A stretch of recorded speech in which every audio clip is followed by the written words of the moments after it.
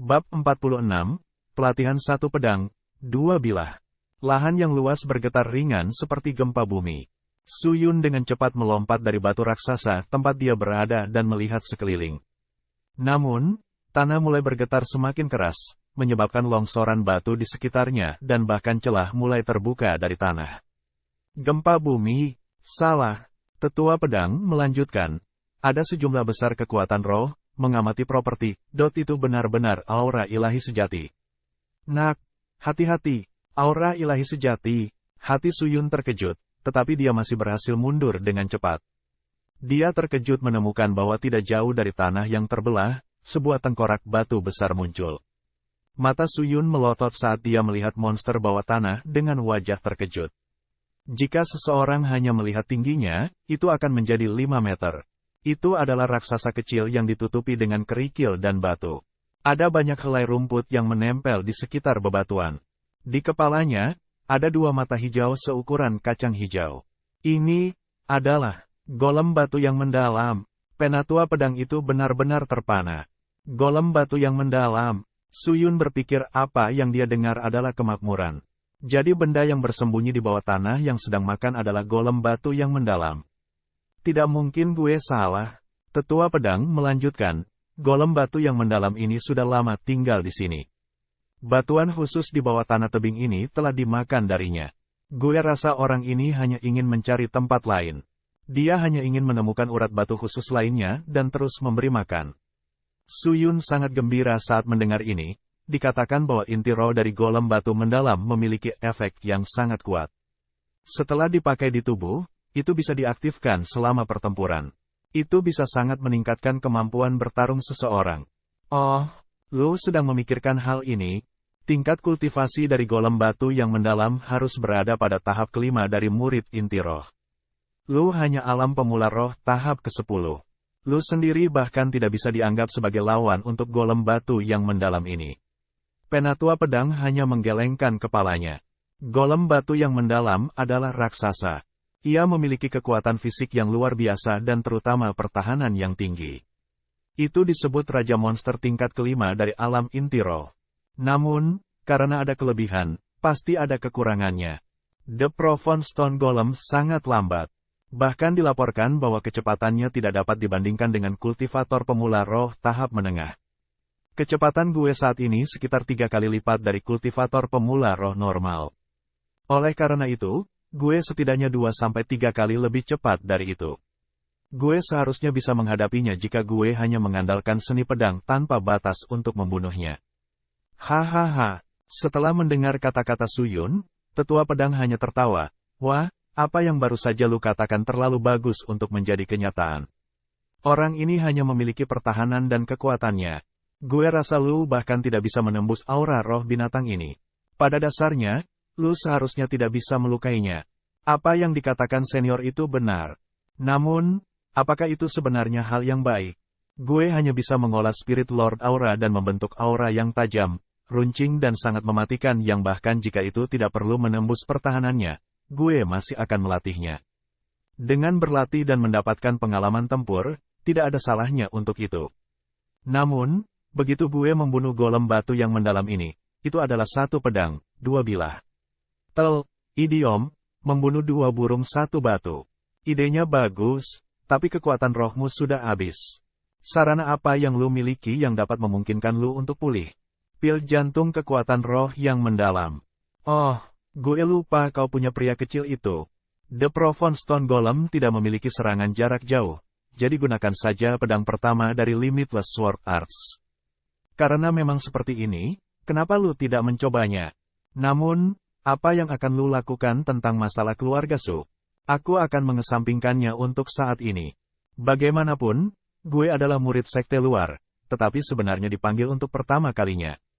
Su Yun menghela nafas dan melengkapi pedang naganya yang terukir. Kemudian, dia menyerang patung golem batu besar yang tertutup batu. Saat dia mendekatinya, pedang naganya yang terukir menjulur dan langsung menuju golem batu yang mendalam.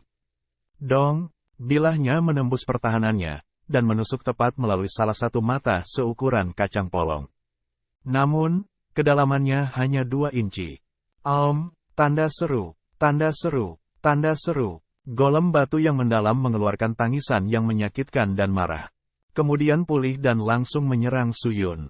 Mata itu rapuh, jadi gue bisa dengan mudah menembus pertahanannya. Namun, kekuatan serangan itu jelas terlalu ringan dan tidak cukup.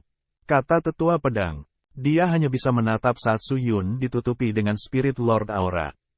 Itu adalah hasil dari kemampuan Suyun. Segera setelah itu, dorongan lain dari pedang naga terukir mengikuti. Hua, tanda seru, tanda seru. Saat serangan Ki terbang tepat ke golem batu yang mendalam, ia dengan cepat menyebar dan membungkus golem batu yang mendalam dengan erat. Tepat setelah itu, Suyun mengikuti bentuk pertama seni pedang tanpa batas untuk mengeksekusi gerakannya. Orang bisa melihat pedang naga terukir menembus mata kanan golem. Seperti bor, putaran cepat membentuk sejumlah besar percikan saat Spirit Lord Aura bentrok dengan golem. Fragmen halus yang tak terhitung jumlahnya pecah saat bor seperti aura menembus golem. Tanda seru, tanda seru, tanda seru. Golem batu yang mendalam sekarang lebih kesakitan. Itu menjadi semakin marah dan dengan cepat memukul tinju besar untuk mengambil pisau naga berukir yang berputar dan mengeluarkannya. Segera setelah itu, pedang itu kembali tanpa ampun ke arah Suyun.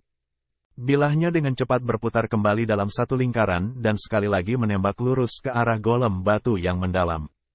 Dentang, seberapa tajam bilah naga terukir yang ditutupi dengan Spirit Lord Aura. Namun, karena bentrok dengan tubuh golem batu yang mendalam, itu hanya bisa meninggalkan goresan di permukaan golem. Serangan berikutnya hanya meninggalkan sedikit penyok. Tidak sakit, tidak menggelitik. Idiom, dangkal, lemah. Golem batu yang mendalam memutuskan untuk menyerang Suyun dan bermaksud mencabik-cabiknya. Saat Suyun melihat ini, dia dengan cepat mundur ke belakang untuk menjaga jarak yang sesuai antara dia dan golem batu yang mendalam. Jika dia terlalu berani, dia akan benar-benar tercabik-cabik. Dia tidak berani membubarkan serangannya. Sebaliknya, dia fokus pada satu titik dan berulang kali melanjutkan serangannya. Pada awalnya, itu hanya lekukan dangkal. Seperti ini, satu demi satu, serangan menumpuk. Lambat laun, hasilnya mulai terlihat. Titik-titik, titik-titik. Setelah seharian penuh, di alun-alun pasar keluarga Su. Pada saat ini, sejumlah besar orang berkumpul di sini. Murid batin menjaga area di bawah kendali. Sisanya berasal dari sekte luar. Di panggung alun-alun pasar, berdiri Su Silong yang lebih tua dari sekte dalam mulai mengamati kerumunan. Orang-orang mulai tenang dan takut untuk berbicara setelah sesepuh naik ke atas panggung. Mereka sedang menunggu tetua Su Silong untuk mengatakan sesuatu. Setelah kerumunan itu tenang, Su Silong menganggukkan kepalanya, dan berkata, apakah ada orang lain yang akan datang? Melapor ke yang lebih tua. Selain Suda, Su Xinlu dan beberapa murid sekte luar, semua orang telah kembali. Seorang petugas datang dan dengan hormat berkata, Senior, Suda dan Su Xinlu akan segera kembali. Kemudian dia menambahkan komentar lain. Su Silong mengangguk, tetapi tidak mengatakan apa-apa. Saat itu, seseorang berteriak. Su Yun, alis Su Silong berkerut, kemana dia pergi? Pelayan yang bertanggung jawab atas sekte luar buru-buru berkata, Senior, gue tidak tahu keberadaan murid ini. Oh, apakah lu tidak mengirimnya untuk melakukan beberapa tugas? Su Silong bertanya. Tidak, murid sekte luar tidak dilarang bepergian. Pada saat ini, gue tidak tahu kemana Suyun pergi, tetapi lu sudah mengaktifkan sinyal mara bahaya. Gue yakin kita akan segera bertemu dengannya. Kembali, Su Silong mencibir, keluarga Su sangat kuat, tapi bagaimana bisa menghasilkan sesuatu yang tidak berguna seperti Suyun? Pramugara tidak bisa berbicara dan hanya bisa menundukkan kepalanya. Su Silong berteriak, semua orang dengarkan gue. Kali ini, tugas penting telah diberikan dari rumah utama. Ada cobaan yang harus diikuti semua orang. Jika ada yang berani menolak, lu akan dihukum sesuai dengan aturan keluarga Su dan dikeluarkan dari keluarga Su. Apakah semua orang mengerti? Ya, Pak. Para murid sekte luar berteriak. Sangat bagus. Su Silong dengan ringan menganggukkan kepalanya. Kali ini, untuk tugas itu, rumah utama telah menyiapkan 1000 lencana, kristal giok darah. Objek ini terletak di halaman keluarga Su, gunung tulang bela diri, yang mampu menghasilkannya dalam jumlah besar. Untuk misi pertama, gunung tulang bela diri akan dibuka besok. Sekte Dalam akan memberi semua orang 20 pil meridian pengusir darah, 10 pil generasi kekuatan roh, 5 pil anti-poison, dan 10 pil kenyang. Selanjutnya, Sekte Dalam akan menyediakan sejumlah senjata. Mereka yang berhasil mendapatkan kristal giok darah dapat menukarnya dengan kontribusi. Satu lencana akan sama dengan 5 kontribusi. Mereka yang memperoleh 500 poin akan memenuhi syarat untuk promosi ke Sekte Dalam. Semoga beruntung semuanya. Setelah pidato ini diucapkan, keheningan melanda seluruh alun-alun pasar Sekte Luar. Gunung Tulang Bela Diri, area terlarang keluarga Su. Para prajurit yang melayani keluarga Su dimakamkan di Gunung Tulang Bela Diri. Tempat ini, apakah ini benar-benar terbuka untuk kita? Gunung Tulang Bela Diri ini sangat berbahaya. Desas-desus adalah bahwa di mana-mana di gunung memiliki gas racun yang sangat beracun. Ada banyak binatang buas yang kuat. Bahkan binatang buas yang lebih buruk dari tahap ketiga perantara roh, jika kita memasuki Gunung Tulang Bela Diri ini, bukankah kita bahkan tidak dapat kembali? Ya Tuhan, Pak, tugas ini, jika kita pergi, bukankah itu sangat berbahaya? Setelah keheningan, para murid Sekte Dalam segera berdiskusi. Mereka memiliki segala macam keraguan, ketakutan dan keraguan-raguan. Daerah itu menjadi pemandangan yang ramai dan emosi orang-orang mulai keluar. Kesunyian. Sebuah suara dingin berteriak. Selanjutnya, aura roh seperti kabut terbang dan menutupi seluruh alun-alun pasar. Semua orang tidak bisa membantu tetapi bergidik. Mereka berhenti berteriak dan alun-alun segera menjadi tenang. Tidak ada yang berani membuat suara lain. Su Silong mengamati seluruh alun-alun dengan matanya yang dingin seolah ingin melahap semua orang. Setelah beberapa saat, dia membuka mulutnya dan berteriak, ini adalah tugas yang dikeluarkan oleh rumah utama. Angka-angka itulah yang dibutuhkan keluarga kami. Gue tidak peduli metode apa yang lu gunakan. Gue hanya meminta semua orang untuk berpartisipasi. Tidak peduli apa yang ingin lu lakukan, lu semua harus memasuki Gunung Tulang Bela Diri besok. Dalam 10 hari, lu harus mendapatkan 1000 kristal giok darah untuk gue. Namun, lu tidak perlu khawatir tentang masalah keamanan. Kami akan mengatur 17 elit Sekte Dalam untuk menemani setiap tim. Apa yang harus kalian khawatirkan? Nah, tugas ini sekarang telah dimulai, semuanya pergi dan segera bersiap. Ya, Pak. Kerumunan hanya menjawab tanpa bertanya apa-apa. Meskipun apa yang dikatakan Su Silong terdengar bagus, para murid Sekte Luar tidak sepenuhnya bodoh. Tugas utama Sekte Dalam dari gedung utama terlalu berbahaya, jadi itu diberikan kepada Sekte Luar. Sangat berbahaya bagi murid Sekte Luar untuk berani ke Gunung Tulang Bela Diri dan mendapatkan kristal giok darah. Sekte Luar pada dasarnya tidak berharga, ditambah Su Silong memiliki dukungan untuk melakukannya. Mereka bahkan memiliki batas waktu untuk jejak.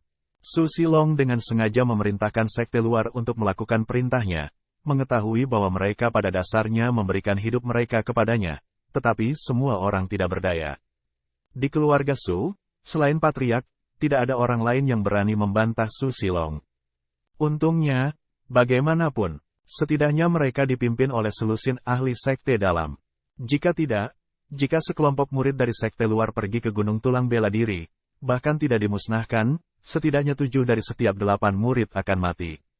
Dengan pemimpin elit, mereka setidaknya memiliki kesempatan melawan binatang buas yang lebih kuat. Para murid bubar dan pergi menuju gudang peralatan untuk menerima perbekalan yang disiapkan dari Su Silong. Benar, saat itu, Su Silong tiba-tiba berteriak karena dia berada jauh dari Sekte Luar. Senior, apakah lu punya perintah lain? Pelayan Sekte Luar buru-buru berkata.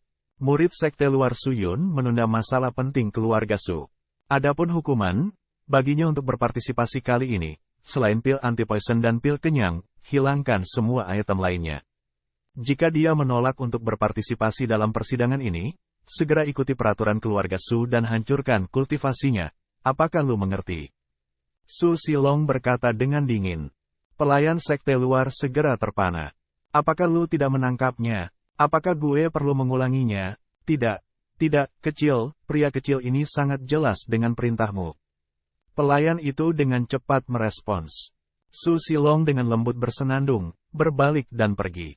Pada saat ini, di tepi persegi. Su Xingyang, kemana Su Yun pergi? Lu harus menemukan cara untuk menghubunginya.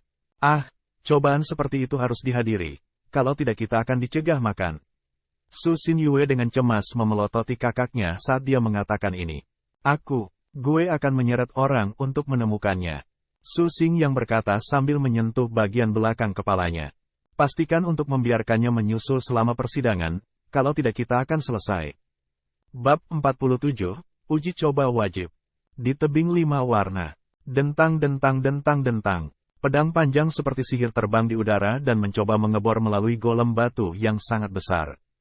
Bilah terbang itu berputar karena terus-menerus membombardir satu titik di tubuh golem batu. Ketika seseorang melihat golem batu, itu ditutupi oleh batu yang sangat padat. Namun, pada saat ini, retakan mulai muncul di seluruh bebatuan dan retakan besar seperti jaring mulai menyebar ke seluruh tubuhnya. Kecepatan golem batu mendalam menjadi semakin lambat. Tampaknya telah menghabiskan sebagian besar kekuatannya. Namun, untuk mengendalikan bilah terbang, Su Yun juga kecewa dengan biayanya. Kekuatan rohnya hampir habis dan aura dewa roh yang dia gunakan juga hampir habis. Meskipun bilah terbangnya gesit dan cepat, itu masih sangat mudah dikendalikan. Pertama, bilah terbang dibungkus dengan Spirit Lord Aura, yang sangat penting. Jika tidak, bilah terbang tidak akan memiliki daya tembus dan akan sulit untuk terus bertarung.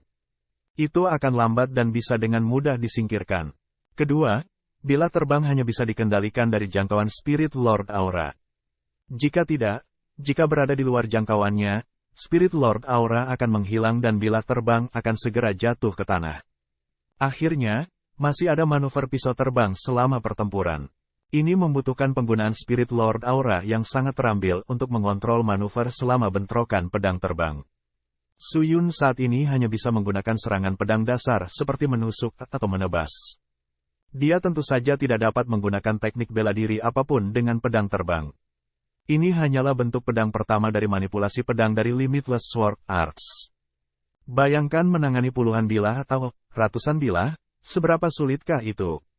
Tidak heran para praktisi seni pedang tanpa batas semuanya adalah ahli pedang yang lengkap. Su Yun sekarang menjadi terengah-engah saat dia terus mengendalikan pedangnya. Keringat bercucuran dari wajahnya. Kekuatan roh di dalam tubuhnya telah habis, tetapi golem batu yang mendalam menolak untuk jatuh ke tanah. Hati Su Yun cemas saat dia mencoba memperpanjang Spirit Lord Auranya dengan kekuatan rohnya. Mereka terus saling membombardir dengan serangan.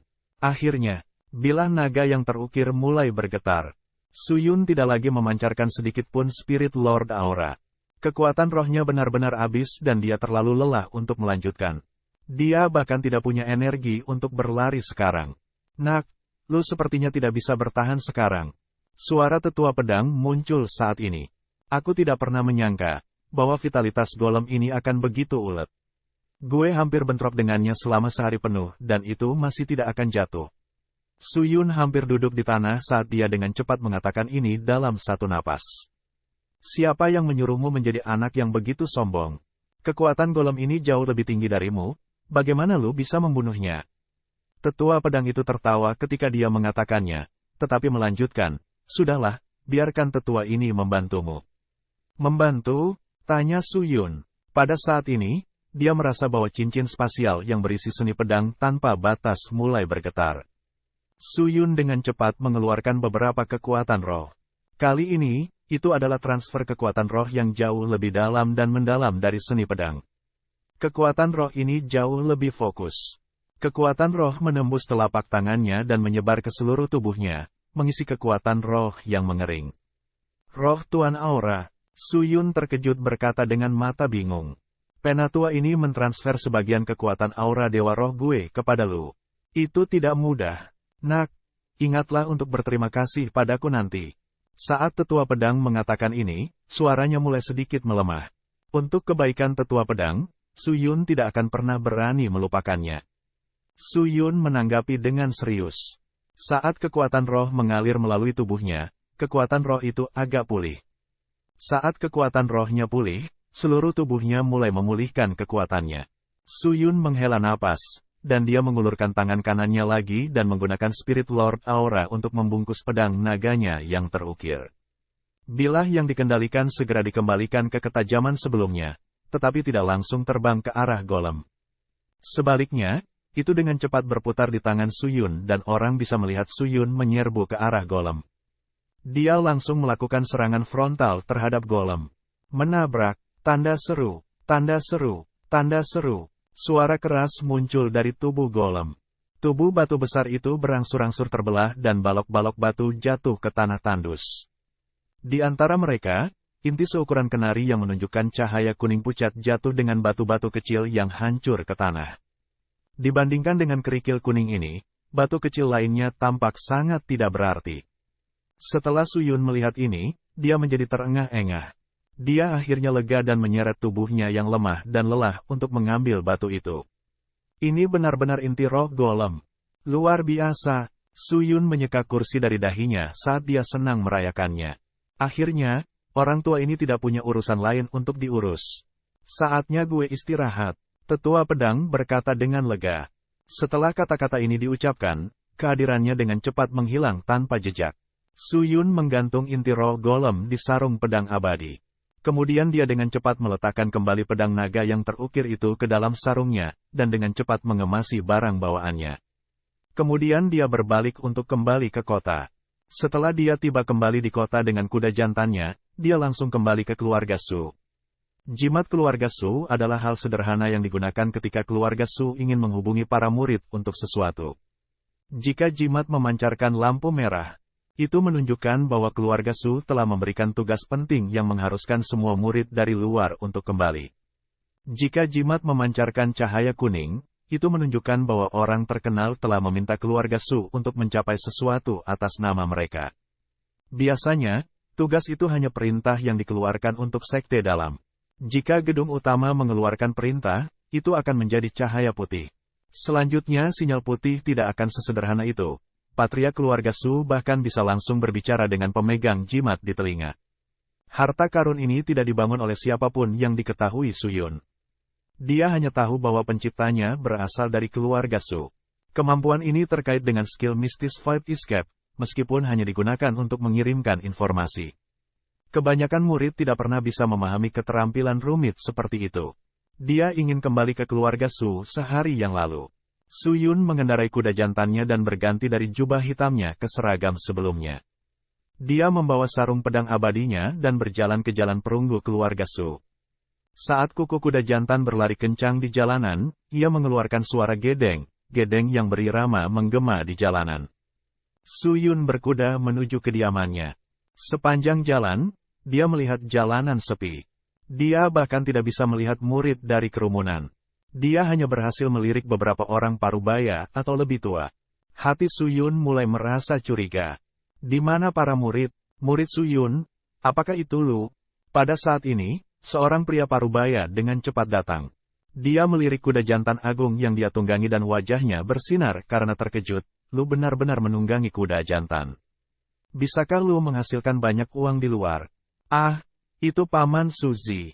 Suyun tersenyum, gue tidak menghasilkan banyak uang, kuda jantan seperti ini tidak bernilai banyak uang. Oh, Suzy tidak meminta lebih, tetapi malah menatap Suyun dengan khawatir.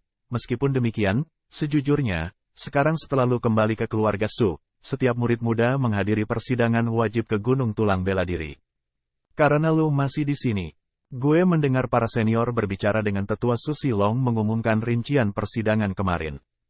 Dia secara khusus menyebut lu, karena lu tidak ada di sana, dia siap menghancurkan lu. Lu sebaiknya bergegas dan pergi ke sekte luar untuk meminta informasi lebih lanjut kepada pelayan. Maka dia akan bebas dari rasa bersalah yang kau sebabkan padanya. Pergi ke Gunung Tulang Bela Diri untuk berlatih. Suyun terkejut, namun, itu adalah tempat terlarang keluarga Su. Selain itu, ada banyak binatang buas di sana. Bagaimana Su Silong bisa mengirim murid sekte luar untuk mencapai ini? Bukankah itu hanya mengirim murid untuk mati? Ini tidak perlu lu khawatirkan. Suzy dengan jujur tersenyum. Dikatakan bahwa sekte dalam yang dipimpin adalah master sekelompok elit. Oke. Apakah itu? Alis Suyun berkerut saat dia berkata dengan khawatir. Gunung Tulang Bela Diri biasanya terlarang. Menurut setiap tuan rumah, setiap pengikut keluarga Su dimakamkan di bawah Gunung Tulang Bela Diri. Ada yang mengatakan bahwa ada sejumlah besar elit yang terkubur di pegunungan yang dibudidayakan. Jika mereka menemukannya, mereka bisa menjalani kehidupan tanpa beban selamanya. Gunung tulang bela diri tidak pernah terbuka, mengapa tiba-tiba dibuka sekarang dari sekte dalam? Su Yun mencoba mengingat beberapa hal dari ingatannya. Namun, setelah merenung sebentar, dia masih tidak bisa mengingat ingatan tentang ini. Dia tidak bisa membantu tetapi mengepalkan tinjunya. Penyesalan menyeruak dari hatinya. Tidak ada ingatan tentang ini. Mengapa? Karena pada saat itu, Su Yun masih benar-benar mabuk. Aku melewatkan persidangan dan tidak pernah mengetahuinya. Hidup ini, gue tidak akan mengulangi kesalahan yang sama lagi. Aku tidak akan pernah menjadi orang yang boros lagi. Paman Suzy, kapan mereka memasuki Gunung Tulang Bela Diri? Su Yun bertanya setelah dia menghela nafas. Hari ini, pagi-pagi sekali, mereka masuk. Hampir sepanjang hari, mereka masuk. Suzy merasa menyesal saat memikirkan semua murid. Su Yun mengangguk, mengangkat kendali dan mengucapkan selamat tinggal pada Suzy. Dia mengendarai kudanya kembali ke kabinnya di hutan. Dia tidak berniat untuk secara aktif mencari pelayan sekte luar. Gunung Tulang Bela Diri terlalu berbahaya. Kalau tidak, mengingat kondisi terbaik, bahkan dengan patriark keluarga Su yang memimpin, itu tidak akan mudah. Belum lagi pasukan besar yang masuk sepanjang hari. Dia yakin bahwa suaka binatang buas di dalam keluarga tidak sesederhana itu. Sekarang memasuki pasukan yang pergi ke Gunung Tulang Bela Diri sendirian, itu tidak berbeda dengan mencari kematian. Su Yun, saat itu, teriakan keras datang dari kejauhan. Su Yun menghentikan kudanya dan mengangkat alisnya saat dia melihat ke sumber teriakan itu. Dia melihat barisan penjaga muncul, semuanya mengenakan helm hitam berbaris ke arahnya. Itu adalah sekelompok penjaga sekte luar yang merupakan bagian dari tim inspeksi. Dia melihat mereka berlari dengan cepat ke arahnya. Kemudian mereka mengelilinginya. Turun, penjaga terkemuka berteriak. Su Yun mengerutkan kening, melirik kultivator yang hanya roh tahap ke-9. Dia berpikir sejenak dan kemudian turun. Ikut dengan kami. Para penjaga berteriak. Kemana? Ikutlah denganku untuk menemui pramugara. Setelah Su Yun mendengar ini, dia tidak mengatakan apa-apa. Dua penjaga berjalan mendekat dan mencoba mengawal Su Yun kembali. Namun, saat tangan mereka menyentuh bahu Su Yun, mereka mengalami ledakan kekuatan yang tiba-tiba. Kedua pria itu tersentak ke belakang. Kedua penjaga menatap kaget pada Su Yun dan terkejut melihat bahwa dia memimpin kuda jantannya dan berbisik, gue bisa pergi ke sana sendiri. Beberapa penjaga saling memandang dan kemudian melirik kapten. Kapten mengangguk dengan wajah tegas dan penjaga tidak mencoba mengambil tindakan.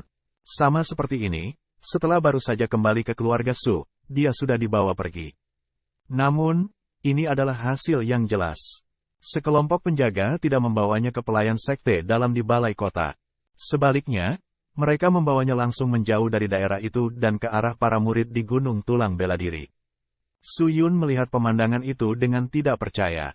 Kemana kalian benar-benar membawaku? Gunung Tulang Bela Diri. Kapten penjaga dengan dingin berkata. Gunung Tulang Bela Diri, apakah lu yakin tidak salah?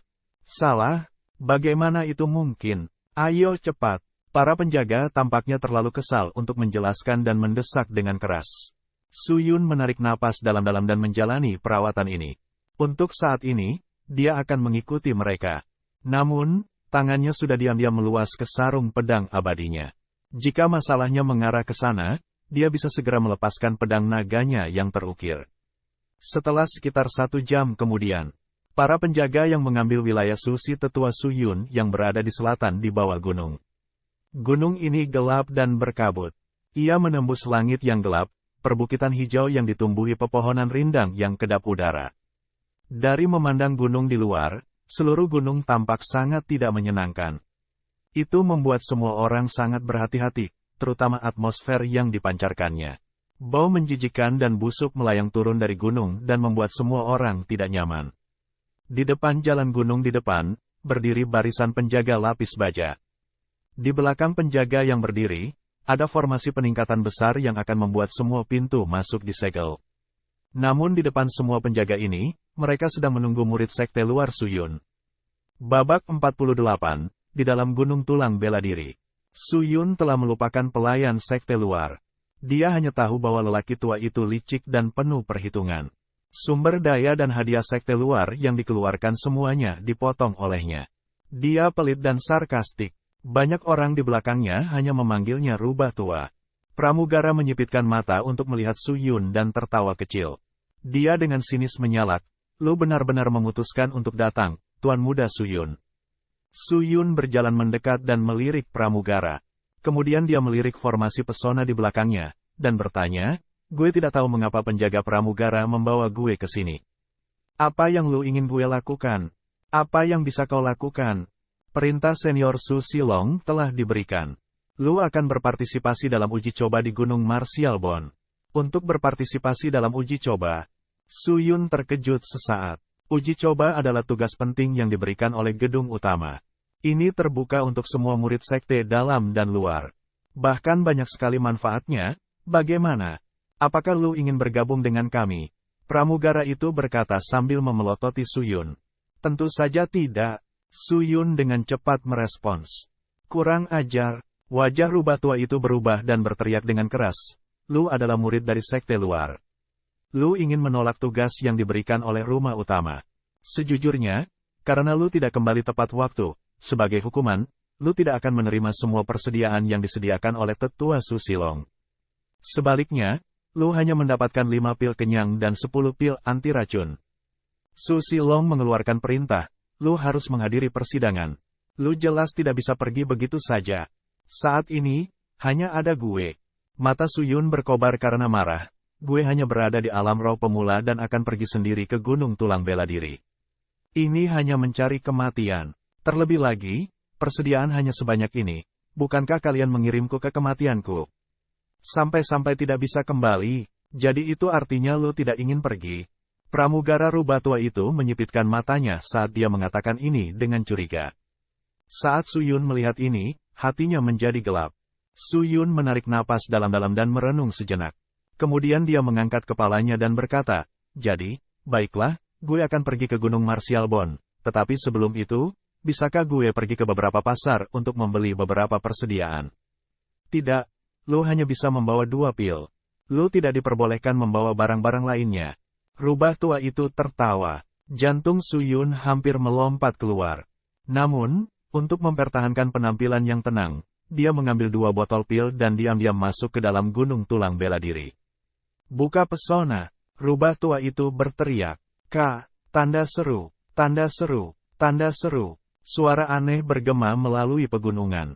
Saat semua orang menyaksikan penghalang besar berwarna biru terbelah untuk membentuk celah 2 meter. Su Yun masih agak ragu untuk masuk, tetapi pada akhirnya, dia hanya berjalan melewati penghalang. "Bocah, bahkan di posisimu sebelumnya, tetua Su tidak menyukaimu. Sekarang lu berada di sekte luar, tetapi masih berani cukup arogan untuk membunuh putra sulung, Dongfang. Yah, sepertinya Su Silong menginginkanmu mati." Saat rubah tua menatap sosok Su Yun yang pergi, mulutnya tersenyum menyeramkan. Itu pergi dalam sekejap. Su Yun tidak melihat ekspresinya. Rubah tua itu berbalik dan dengan cepat meninggalkan daerah itu. Suara mendesing. Saat itu, suara menusuk meledak dan mengarah langsung ke penjaga Gunung Tulang Bela Diri. "Hati-hati yang mulia!" Para penjaga di sekitarnya berteriak. Rubah tua itu berbalik dan melihat bilah yang masuk. Dia tiba-tiba menjadi ketakutan. Tampaknya bilah terbang ramping itu langsung terbang ke sini.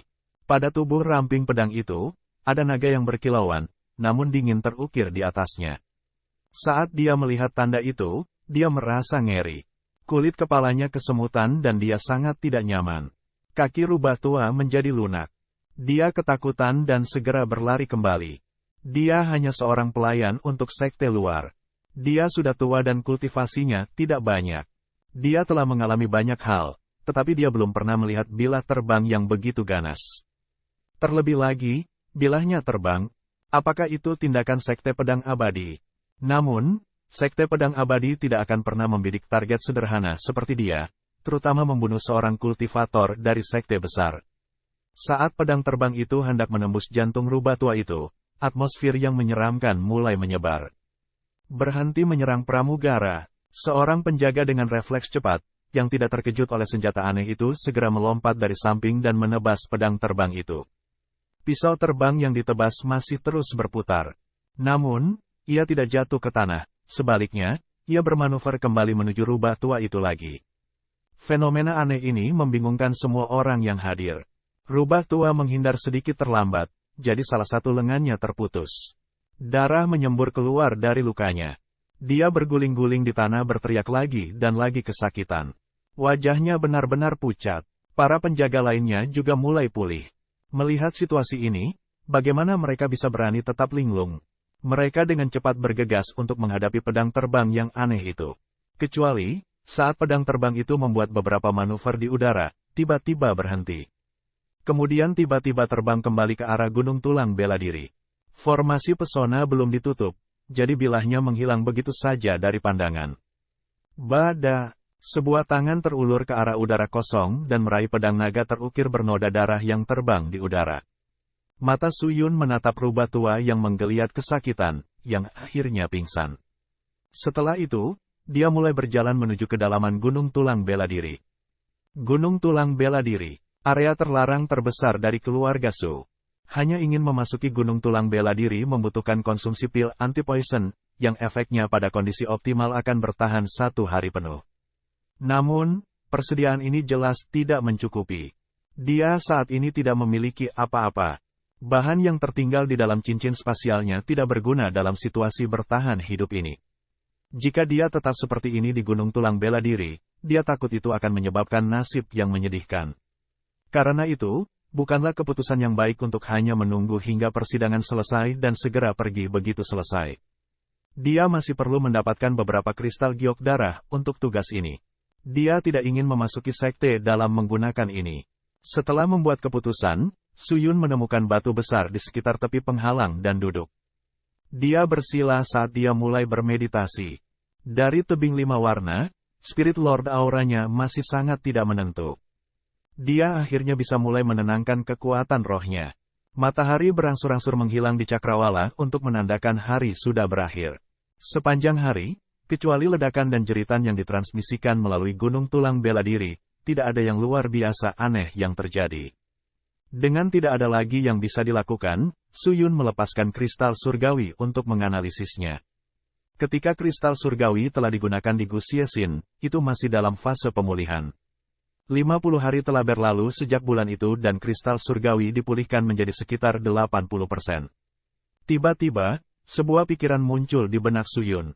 Pemulihan tenaga, jika kristal surgawi tidak dapat digunakan karena kekurangan energi di dalamnya, maka, jika dia mengambil inisiatif untuk menyuntikkan kekuatan roh atau suatu bentuk energi ke dalamnya, itu akan mempercepat pemulihannya.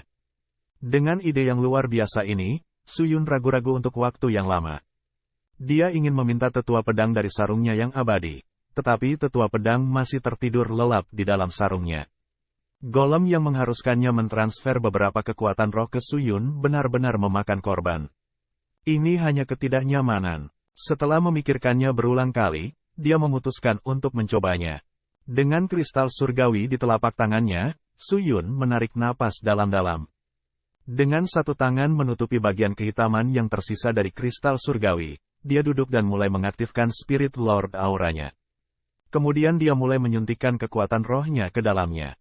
Jiu, tanda seru. Seperti roket yang akan lepas landas, kristal surgawi tiba-tiba meledak dengan gelombang energi. Seluruh tubuh Suyun sedikit gemetar saat kekuatan rohnya berpindah ke kristal surgawi. Sulit untuk menarik diri dari kristal karena secara paksa menghabiskan kekuatan rohnya dan sangat melemahkan aura tuan rohnya. Setelah beberapa saat, Suyun terkejut dan berbaring. Dia buru-buru menarik tangan kanannya dan kristal surgawi jatuh ke tanah. Kristal surgawi jatuh begitu saja dari telapak tangannya dalam sekejap. Dalam sekejap, miliknya ada di tanah dan tubuhnya tidak memiliki 1 ons kekuatan pun yang tersisa. Tubuhnya menjadi lemah secara tidak normal, seolah-olah dia menderita penyakit serius. Apa yang terjadi? Suyun dengan lemah menatap kristal surgawi yang semakin gelap. Hatinya dipenuhi dengan keraguan. Dia dengan hati-hati duduk bersila lagi dan mengambil napas dalam-dalam. Dia memulihkan sedikit kekuatan rohnya. Kemudian, dia mengambil kristal surgawi dan melihatnya lebih dekat. Namun, tampaknya energi di dalam kristal surgawi tidak pulih sedikit pun. Apakah itu efektif? Meskipun demikian, kristal surgawi langsung dapat menyedot energinya, membuatnya lemah dan rapuh. Seberapa dalam dan mendalam kebutuhan artefak misterius ini? Sekarang satu-satunya asuransi yang dia miliki adalah kristal surgawi. Dia tidak punya kartu lagi. Batu abadi hanya bisa digunakan dalam kultivasi.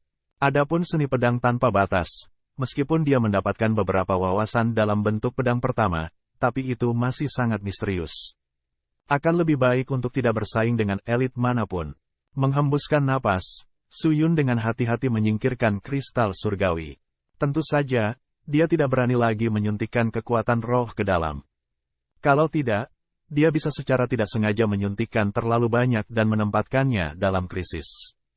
Setelah beristirahat di batu besar selama 1 malam, Spirit Lord auranya akhirnya pulih 30%. Pada malam hari, seluruh gunung tulang bela diri sangat menakutkan. Langit berkabut, sehingga cahaya dari bulan dan bintang tidak menembus awan. Pada malam hari, penglihatan setiap orang akan sangat terbatas. Sebenarnya, tidak bijaksana untuk bergerak di malam hari. Oleh karena itu, pada malam hari, tidak ada gerakan dari para murid di gunung tulang bela diri. Ada lebih sedikit auman dari binatang buas. Akhirnya, fajar menjelang. Bang bang bang bang bang. Rantai ledakan berturut-turut menyebabkan Su Yun yang duduk di atas batu besar terbangun.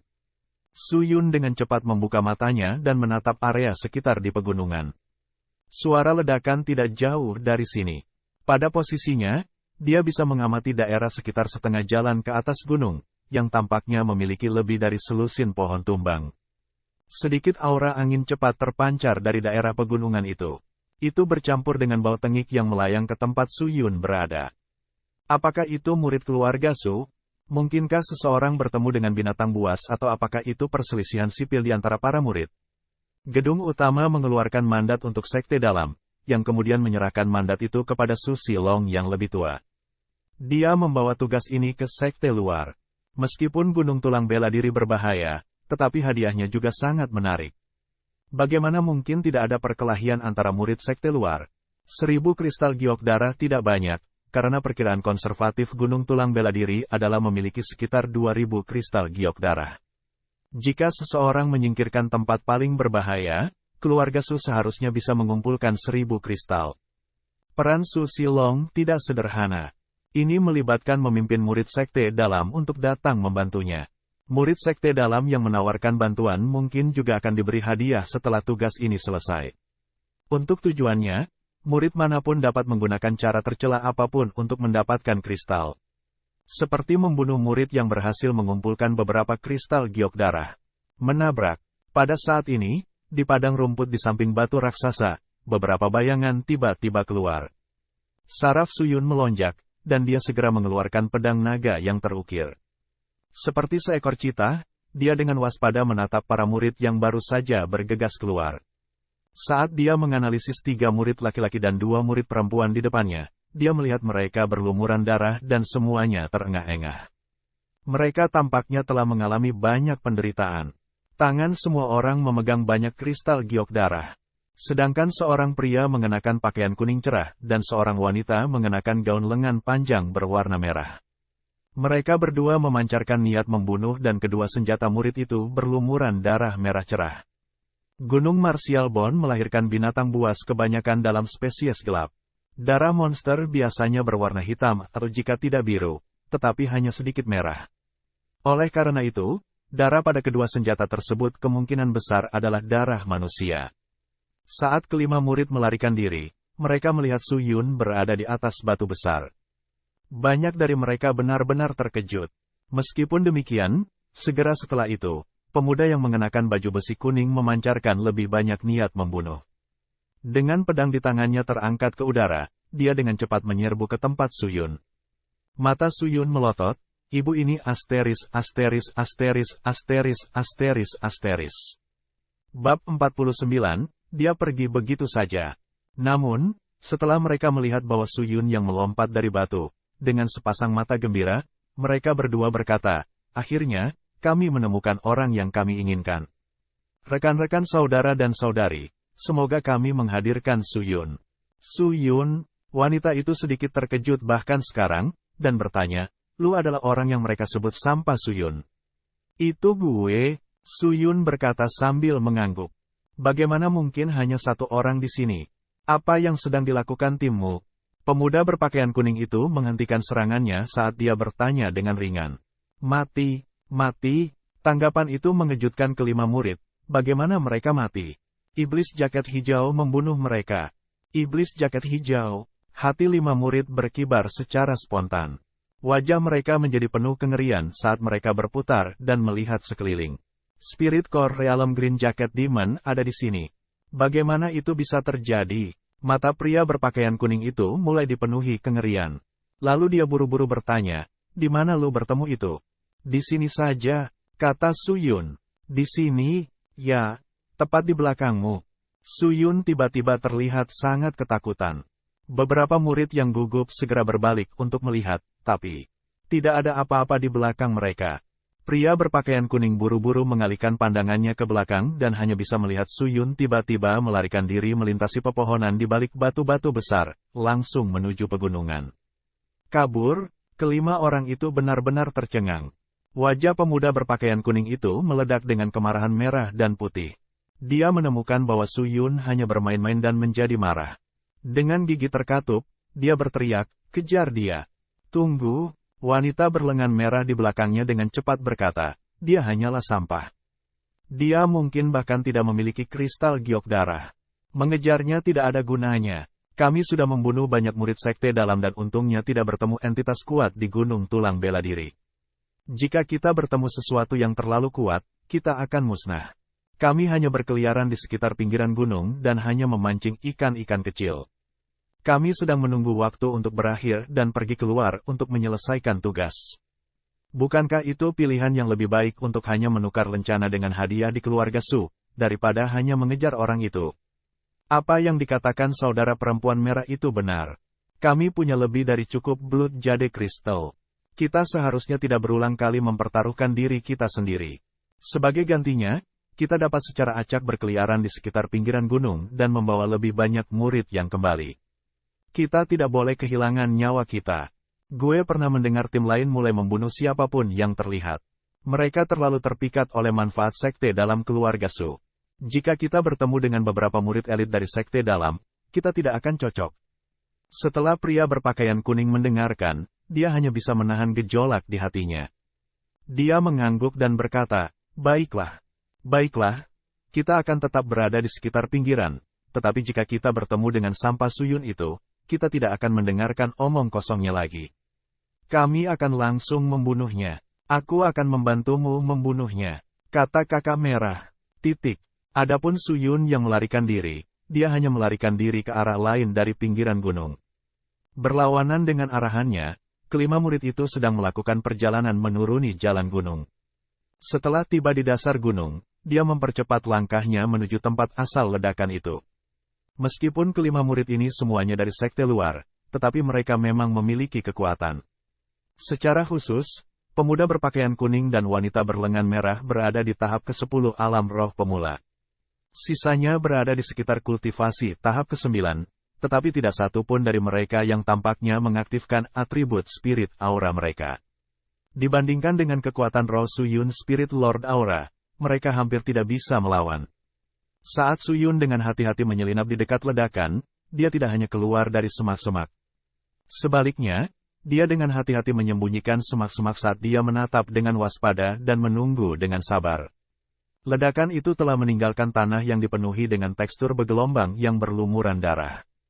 Ada beberapa tubuh yang rusak tergeletak di tanah. Murid perempuan dan laki-laki semuanya terbaring tak bernyawa di tanah. Bahkan ada beberapa mayat dengan kepala mereka yang hilang. Dia menunggu sebatang esens, tetapi melihat bahwa daerah sekitarnya masih sangat sunyi, Suyun keluar dari persembunyiannya. Dia dengan cepat berlari ke arah mayat-mayat itu. Murid berpakaian kuning dan berlengan merah melarikan diri ke arah Suyun tidak lama setelah ledakan terdengar.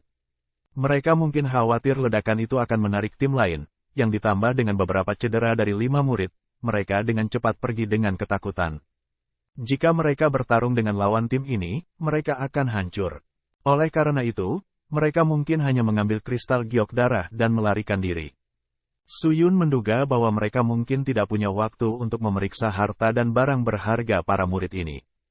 Karena itu, dia dengan berani memutuskan untuk mengambil barang-barang berharga dari mayat para murid setelah menunggu sebentar. Mayat yang tak terhitung jumlahnya di tanah hangus hitam, yang akan menakuti kebanyakan orang sampai mati. Di seluruh punggung mayat terdapat lubang besar, yang disebabkan oleh serangan diam-diam dari 5 anggota tim pemuda berpakaian kuning itu. Namun, yang mengejutkan Su Yun, murid-murid ini semuanya benar-benar mati. Selanjutnya, mereka semua adalah murid dari Sekte Dalam. Setelah melihat salah satu merek mayat diikat pinggangnya, Su Yun menghirup udara karena terkejut. Murid-murid ini sebenarnya berani langsung menyerang murid Sekte Dalam. Mereka benar-benar berani. Namun demikian, dia tidak berani membuang waktu. Dia mencari melalui semua mayat dan memperoleh banyak pil anti-poison dan pil kenyang. Ini akan dengan mudah membuatnya tetap dipasok selama lebih dari 10 hari. Ada lebih dari 20 pil generasi kekuatan roh dan 17 pil penyembuhan. Bahkan ada jimat siluman di antara mayat-mayat itu. Karena persediaannya langka, dengan persediaan yang baru ditemukan ini, Su Yun dapat menghidupi dirinya sendiri untuk jangka waktu yang lebih lama. Item yang tersisa semuanya tidak berguna, karena murid Sekte Dalam ini tampaknya sangat miskin. Karena itu, Su Yun tidak mengambil sisanya. Mereka bahkan tidak mampu membeli cincin spasial untuk menyimpan barang-barang itu. Sebaliknya, semua barang-barang ini melekat pada pinggang mereka.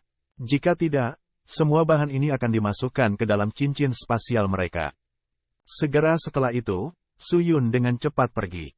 Terlalu banyak murid yang mati di daerah itu, oleh karena itu, bahkan jika itu tidak menarik kelompok lain. Su Yun takut tak lama kemudian, mayat-mayat itu akan menarik banyak binatang buas. Dia kembali ke tempat asalnya dia tinggal. Dia memutuskan bahwa dia akan terus tinggal di pinggiran di bagian bawah gunung tulang bela diri. Hanya saja, sebagian besar murid memutuskan untuk tinggal di bagian bawah gunung tulang bela diri. Orang bisa memperhatikan suara ledakan keras yang melayang di udara mendekat. Udara di sekitar kaki gunung itu kental dengan aura spiritual. Namun, segera setelah itu, seseorang dapat mendengar suara dingin yang dipancarkan. Su Anyuan, lu benar-benar memiliki banyak keberanian. Lu benar-benar berani menyerang kepala kami.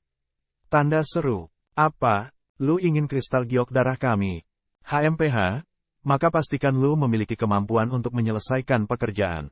Su Hongxiu, gue benar-benar terlalu buta. Gue benar-benar mempercayai lu orang berhati ular.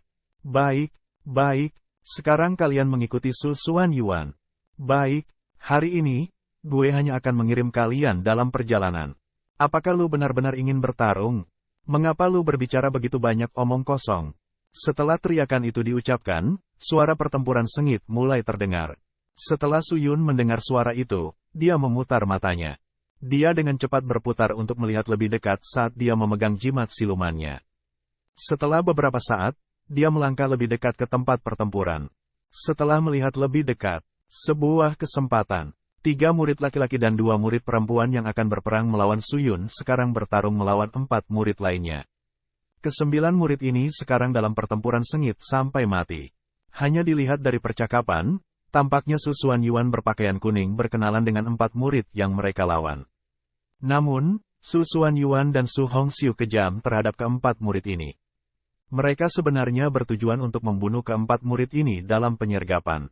Mereka ingin mendapatkan kristal giok darah, tetapi ke-4 murid ini waspada. Karena itu, penyergapan tidak berhasil.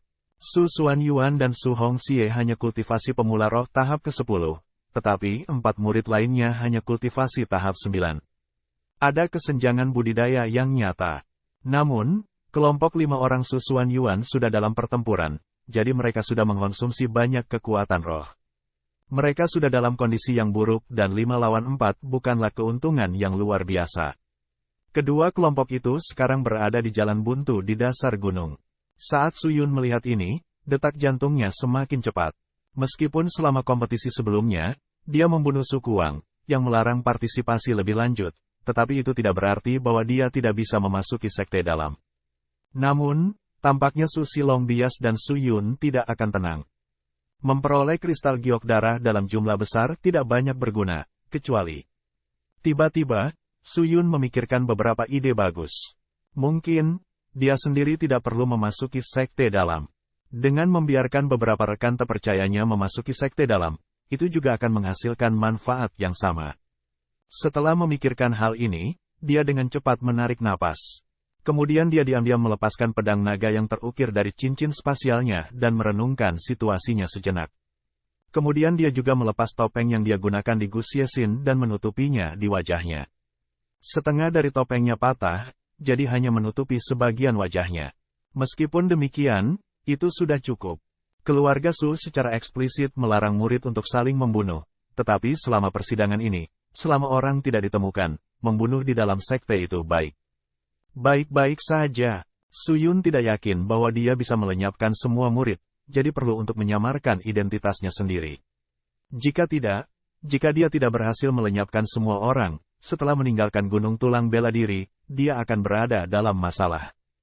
Dia mengenakan jubah pendekar pedang hitam di atas pakaiannya dan melengkapi sarung pedangnya yang abadi. Dengan sebagian wajahnya tertutup oleh topeng yang rusak, rambut panjang yang mengambang di atas bahunya, dia merasa benar-benar bebas dan nyaman. Dia benar-benar tidak terkendali. Su Yun diam bersembunyi di balik semak belukar, dengan waspada mengikat pertarungan di sisi lain. Meskipun demikian, dia diam-diam memperhatikan bagaimana kedua sisi pertempuran itu berjalan. Dari tempat persembunyiannya, dia mampu melawan kedua belah pihak. Selanjutnya, dia tidak terkendali di depan atau di belakang. Pertempuran di depannya sudah menjadi sangat panik, jadi mereka bisa memperhatikan di sana. Oleh karena itu, tidak ada murid yang menemukan tempat persembunyian Su Yun. Meskipun demikian, mereka masih memperhatikan lingkungan sekitar, karena ketika terjadi perkelahian, mungkin akan menarik kelompok lain untuk datang. Jika itu terjadi, para murid dibubarkan sesegera mungkin. Untungnya, para murid saat ini berada di tepi Gunung Tulang Bela Diri. Daerah sekitarnya bahkan tidak memiliki gerakan. Puci, tel, bunyi garis miring, kalau ada saran tulis saja di komentar. Terdengar erangan tegang. Su Yun dapat melihat bahwa di dalam kelompok 4 orang itu, seorang murid laki-laki tampan sedang memakan sebuah tebasan. Seluruh lengannya hampir sepenuhnya dipotong. Dia tampak sangat kesakitan saat wajahnya menjadi semakin pucat. Murid laki-laki hanya bisa mundur. Dia ingin menghindari serangan terus-menerus Su Xuanyuan. Namun, Su Xuanyuan seperti pecandu narkoba dan dengan gila meluncurkan serangan gencarnya saat dia meluncurkan keterampilan pedang ilahi. Sejumlah besar kekuatan roh dan aura pedang dilepaskan ke arah murid laki-laki yang melarikan diri. Hati-hati Senior Xiao. Seorang murid perempuan berpakaian hijau tua berteriak saat dia bergerak untuk mengarahkan kembali Divine Sword Skill yang masuk. Dengan sangat mudah, dia dengan mudah mengarahkan aura pedang yang masuk dan berhasil melindungi murid laki-laki itu. Hanya, dengan 4 lawan 5, tindakan ini hanya akan menghasilkan lebih banyak keputusasaan. Tepat setelah murid perempuan berpakaian hijau tua menangkis serangan itu, lawan sebelumnya dengan cepat datang untuk meluncurkan serangan diam-diam terhadapnya. Sama seperti es dan salju, bila tajam yang bergoyang tiba, dia bisa menunggu saat itu tiba di depan matanya. Tanda seru. Murid perempuan berpakaian hijau tua hanya bisa sedikit gemetar karena hatinya sudah tertusuk oleh pedang. Han Xiang.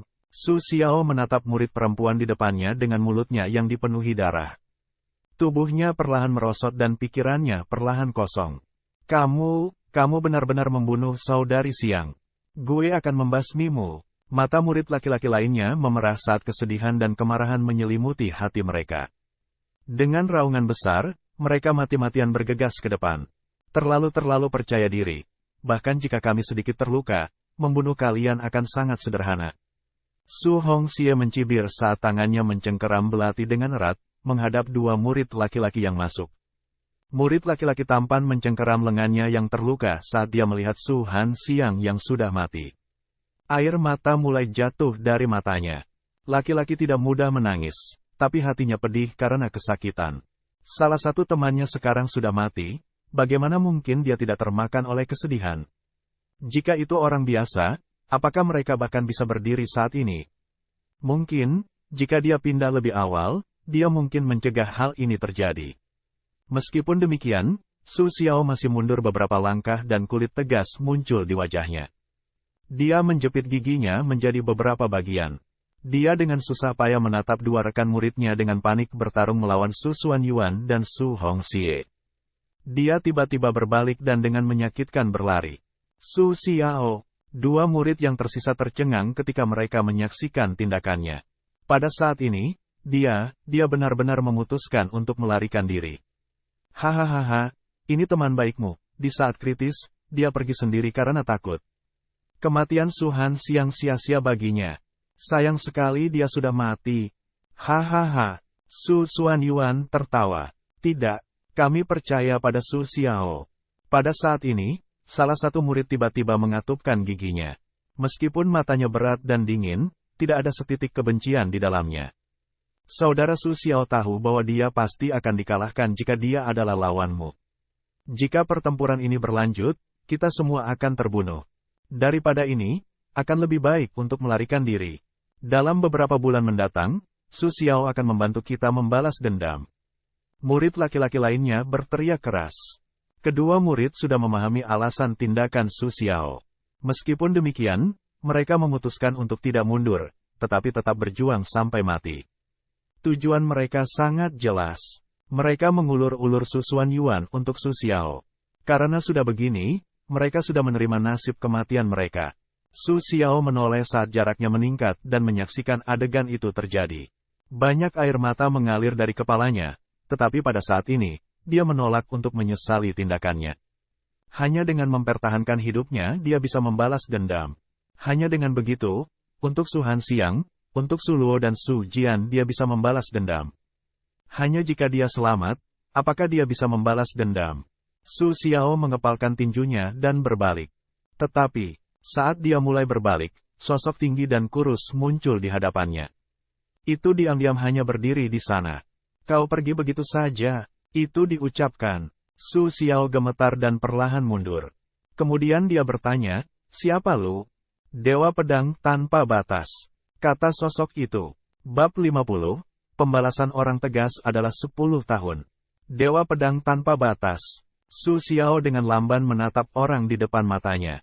Dia mengenakan jubah hitam, dan topeng yang rusak sebagian menutupi wajahnya.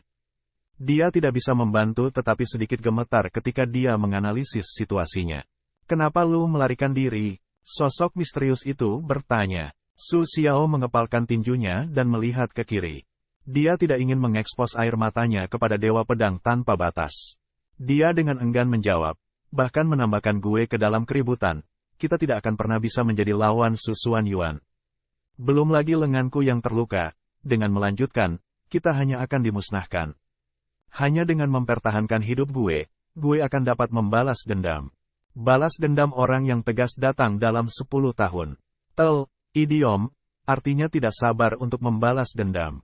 Kali ini, lu tidak perlu menunggu 10 tahun. Gue datang untuk membunuh. Saat Dewa Pedang Tanpa Batas mengatakan ini, dia tiba-tiba bergegas maju dan berlari ke arah Su Xuanyuan. Membunuh? Su Xiao tercengang. Dia buru-buru mencoba merasakan atribut aura Dewa Pedang Tanpa Batas, tapi itu adalah aura yang sangat mendominasi dan tajam. Itu mirip dengan Swift Wind Aura, tapi jauh lebih cepat, dan bahkan lebih kuat. Namun, itu tidak dihitung sebagai tingkat kultivasi yang kuat, jadi secara total sosok itu paling banyak adalah murid perantara roh, meskipun niat membunuh yang dia pancarkan sangat ganas. Meskipun demikian, apakah dia memiliki semacam dendam dengan Su Xuanyuan? Selanjutnya, apa tujuannya? Apapun, gue tidak peduli. Su Xiao menggertakkan giginya. Kebencian yang intens di hatinya membara untuk para murid. Kematian Su Hanxiang memang menyebabkan mentalnya ambruk, namun tidak menjadikannya irasional. Tidak ada kesempatan sebelumnya, tapi sekarang, kesempatan untuk membalas dendam telah datang.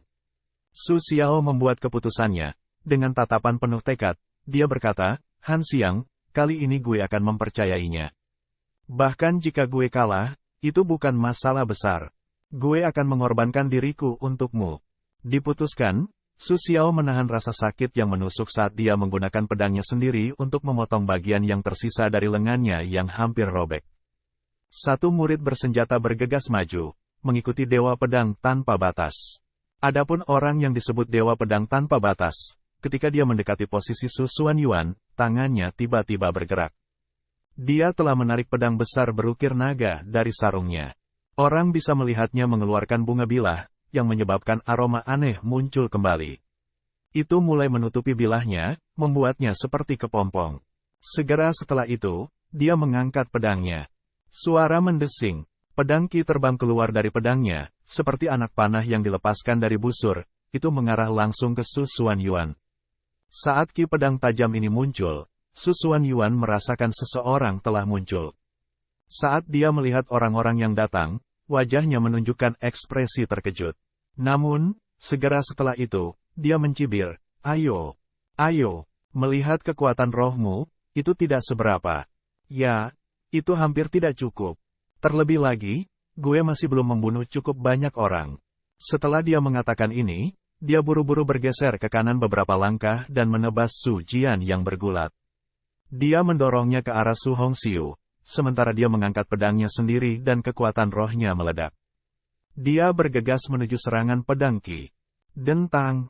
Saat serangan pedang Qi dipukul di udara, itu terbang di udara.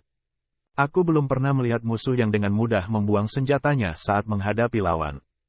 Lu yang pertama, Su Xuanyuan menjilat bibirnya yang kering saat dia menatap dengan niat membunuh yang kuat.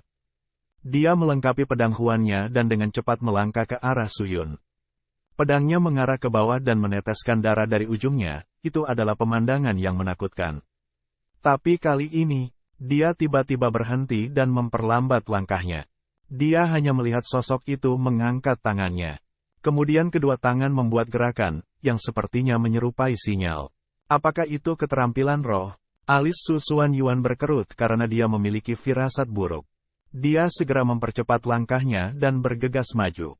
Saat dia dan pedangnya semakin dekat dengan target mereka, aura pembunuhan pria misterius itu menjadi semakin menakutkan. Belum. Pria yang mengenakan topeng besi yang rusak, membawa sarung pedang berdiri tak bergerak, diam. Dia menutup matanya. Apakah dia mengabaikan pembelaannya? Apakah dia memiliki gerakan rahasia? Hati Su Xuanyuan menegang, tetapi segera dia mengabaikan kekhawatirannya. Anak ini bahkan bukan murid perantara roh. Apa yang harus gue takuti? Mati.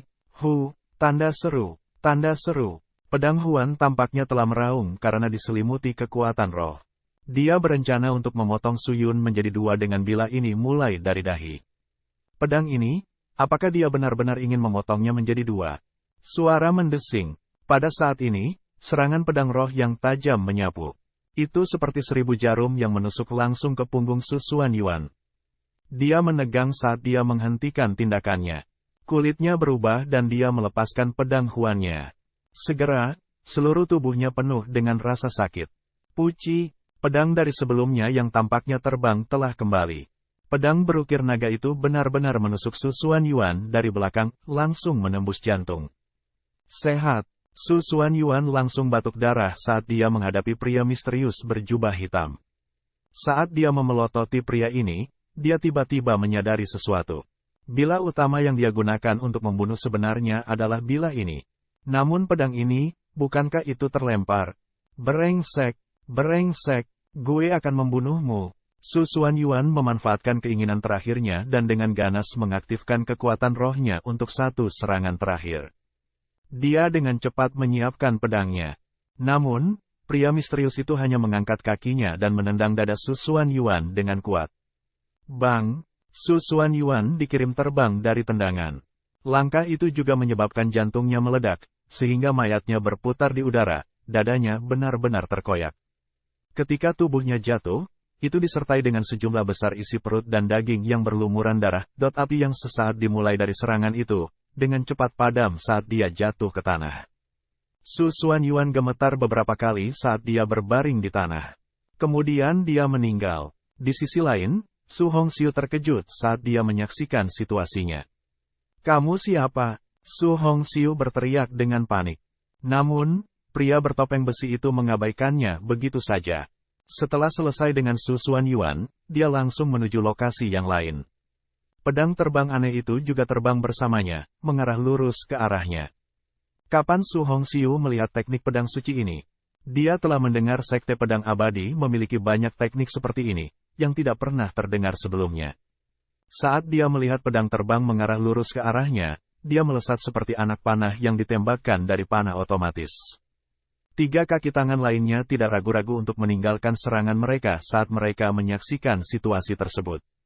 Mereka semua berbalik dan melarikan diri.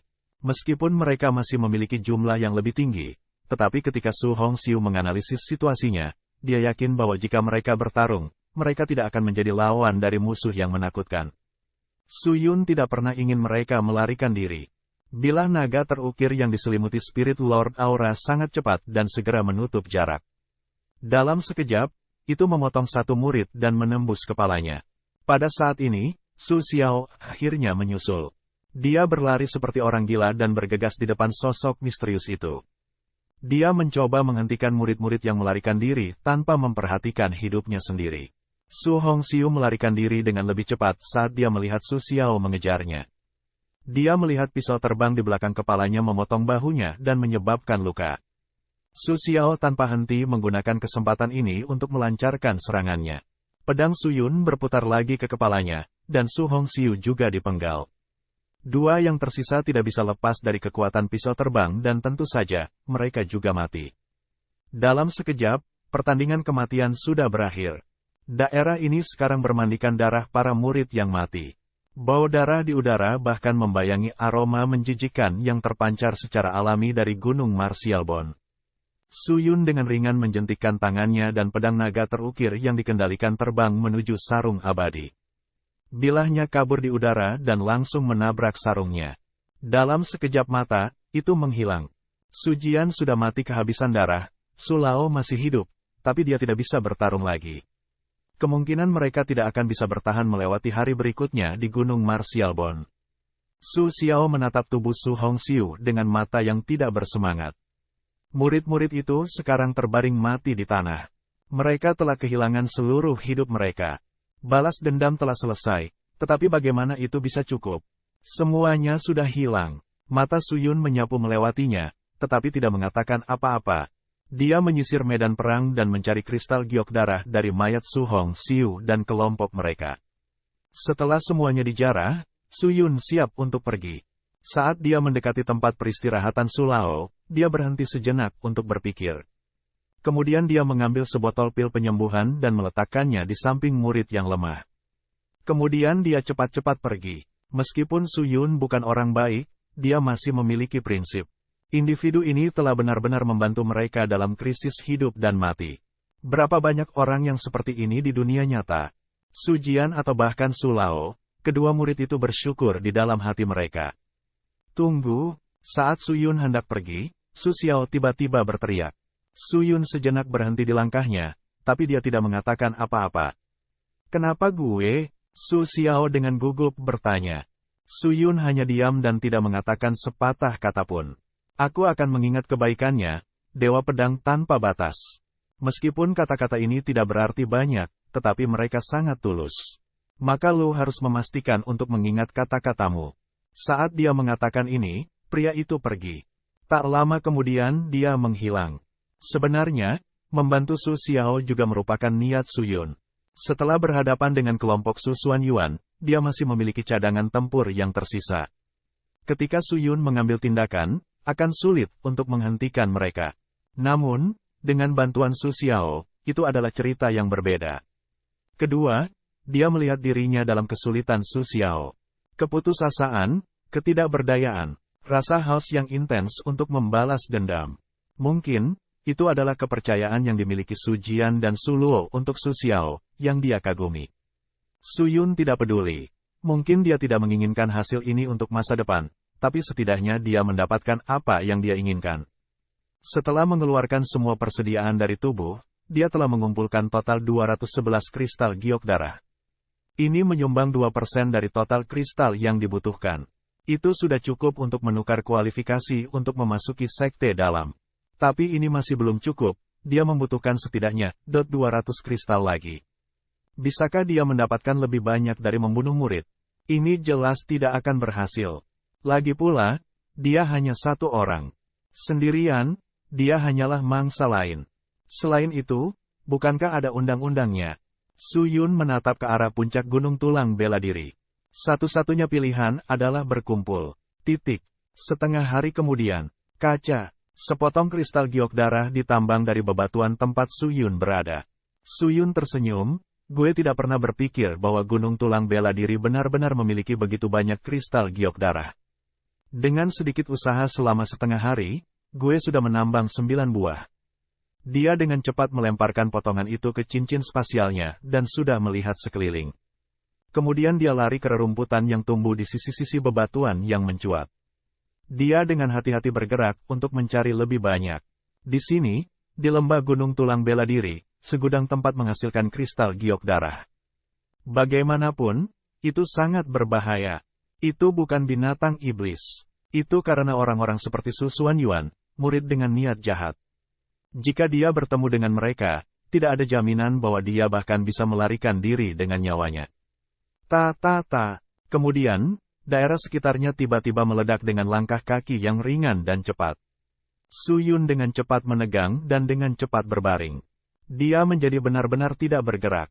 Dia melihat sejumlah murid sekte luar bergegas menuju lokasinya saat ini dengan kecepatan tinggi. Mereka terengah-engah seolah-olah mereka melarikan diri dari sesuatu. Sepertinya tidak ada yang memperhatikan orang yang bersembunyi di rumput saat mereka bergegas melewatinya.